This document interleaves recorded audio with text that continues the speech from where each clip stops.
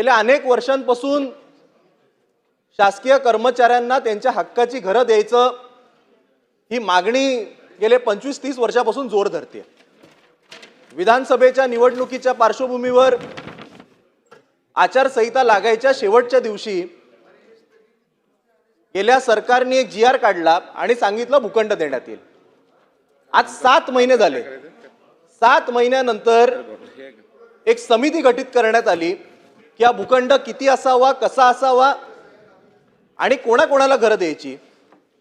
खरं म्हणजे अध्यक्ष महोदय, जेव्हा नवीन सरकार आलं होतं तेव्हा मुख्यमंत्री महोदयांनी त्यांच्या पहिल्या भाषणात सांगितलेलं की विरोधकांची संख्या किती आहे याला महत्त्व नाही, ते जनतेचे लोकप्रतिनिधी आहेत, त्यामुळे विरोधी पक्षातील आमदारांना सुद्धा योग्य तो मान आणि सन्मान आम्ही देणार। आणि त्यावेळा एक अतिशय आशेने अपेक्षेने मी देखील बाक वाजवलेला। पण आज काय झालंय, नवीन शासकीय वसाहतीत किंवा गव्हर्नमेंट कॉलनीमध्ये शासकीय कर्मचाऱ्यांना भूखंड देण्यासंदर्भातली जी समिती गठीत करण्यात आली त्या समितीमध्ये अधिकारी घेतले त्याबद्दल मला काही आक्षेप नाही, पण 5 लोक असे घेतलेले आहेत।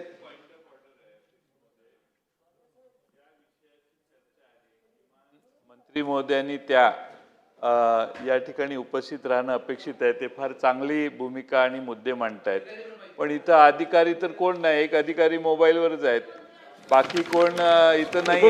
उपमुख्यमंत्री माननीय उपमुख्यमंत्री आहे, उत्तर नाही देणार, त्यांना त्रास कसा सगळ्या वाईटपणा त्यांच्याकडे जातोय सध्या। त्यामुळे ते काही कोणी मोर्चा काढला की तिकडे यांचं नाव।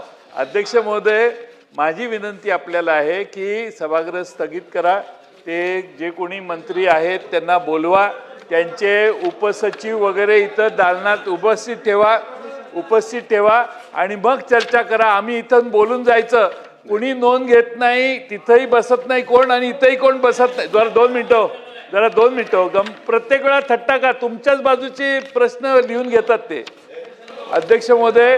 त्यामुळे सभागृह आपण थांबवा, एक 5 मिनिटं 10 मिनिटं त्यांना बोलवा। हा काही कमीपणा नाही, तुमच्या मंत्र्यांना वटणीवर आणायला दुसरा पर्याय नाही तुम्हाला। अध्यक्ष महोदय, सन्माननीय ज्येष्ठ सभासद सदस्य जयंत पाटील साहेबांनी काढलेला मुद्दा बरोबर आहे, परंतु राज्याचा उपमुख्यमंत्री म्हणून ह्या 3 विभागाचे सध्या नोट मी घेतो। त्यांनी काय मुद्दा सांगितला ते पण मी सांगू शकतो। त्याच्यामध्ये आत्ता मी निरोप पाठवलेला आहे उदय सामंतजी, शिवेंद्रराजे भोसलेजी आणि पंकजाताई मुंडेजी ह्या तिघांनाही ताबडतोब बोलवलेलं आहे। ते वरच्या सभागृहात होते, त्यांना सांगितलं की तिथं राज्यमंत्र्यांना बसवा आणि इथं या। आज आपल्या पुरवणी मागण्यांचा महत्त्वाचा दिवस आहे आणि आज गिलोटीन पण आहे, तर ते येत आहेत। चला बोला। नाही अध्यक्ष महोदय, जयंत पाटील साहेब, अध्यक्ष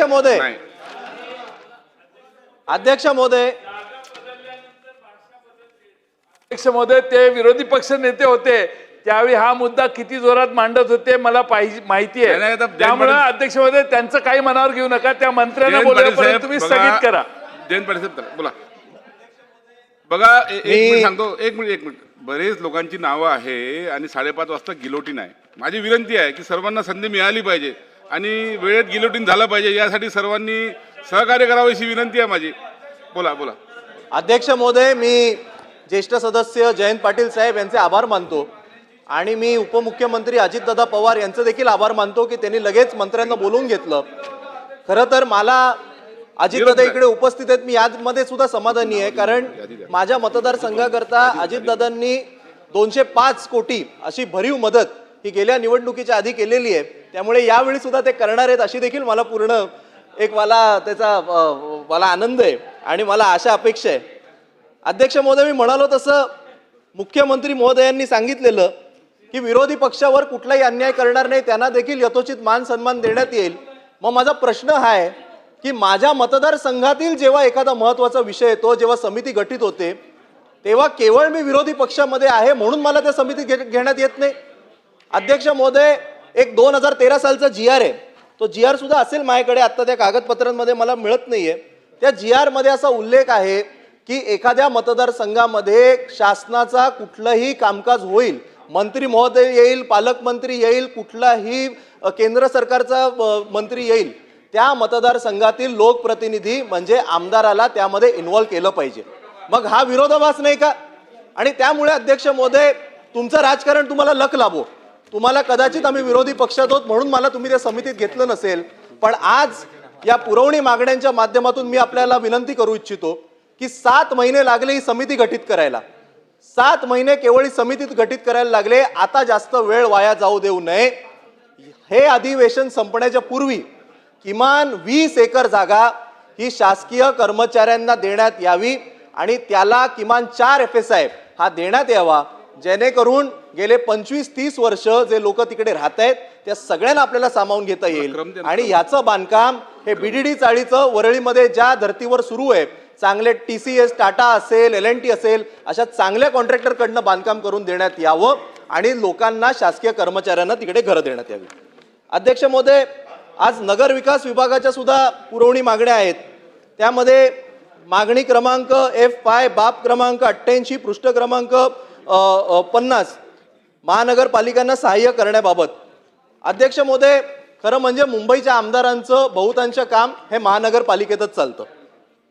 अत्यंत महत्त्वाचे प्रकल्प हे माझ्या मतदारसंघात आत्ता सुरू आहेत, पण त्याचं जी गती आहे ती अत्यंत स्लो आहे, अत्यंत वाईट आहे. निवडून आल्यापासून प्रत्येक अधिवेशनात मी हा मुद्दा मांडतो की माझ्या मतदारसंघामध्ये BKC येतं, माझ्या मतदारसंघामध्ये कलेक्टर ऑफिस येतं, म्हाडाचं कार्यालय येतं, SRAचं कार्यालय येतं, अनेक शासकीय निमशासकीय ऑफिसेस येतात. दररोज वांद्रा ईस्ट परिसराला 5 ते 7 लाख लोकांचा फुटफॉल आहे. असं असून सुद्धा त्या परिसराची संपूर्ण दुर्दशा आहे. त्यावर कुठेही महानगरपालिका काम करताना दिसत नाही. म्हणतात आम्हाला निधी नाही आहे.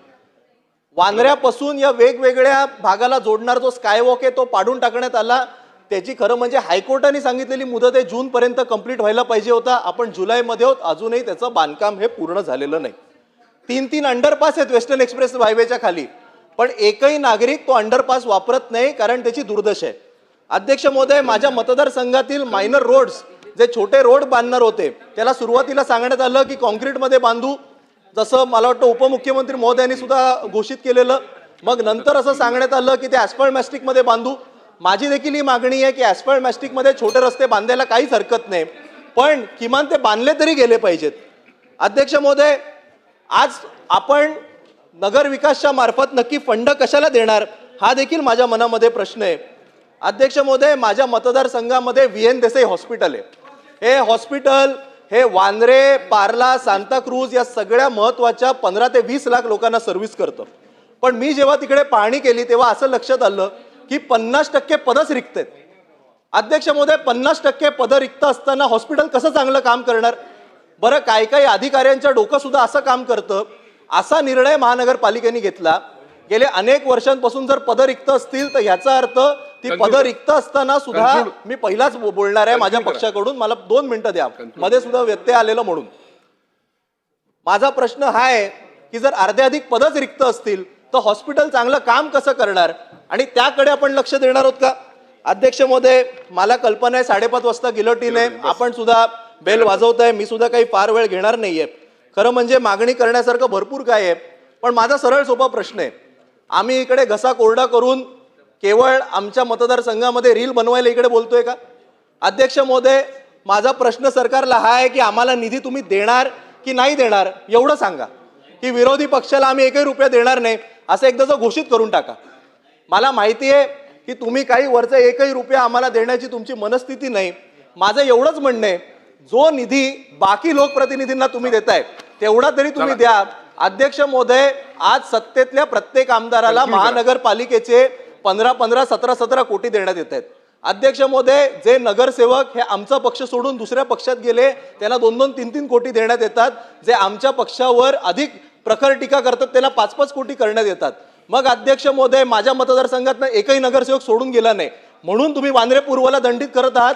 अध्यक्ष महोदय, तिकडे शिवसेना उद्धव ठाकरे पक्षाला निवडून दिलं म्हणून दंडित करत आहात. अध्यक्ष महोदय, वांद्रे पूर्ववर एवढा अन्याय का आणि केवळ आम्ही घसा कोरडा करून काही होणार आहे का, हे माझं त्यामुळे विनंती आहे.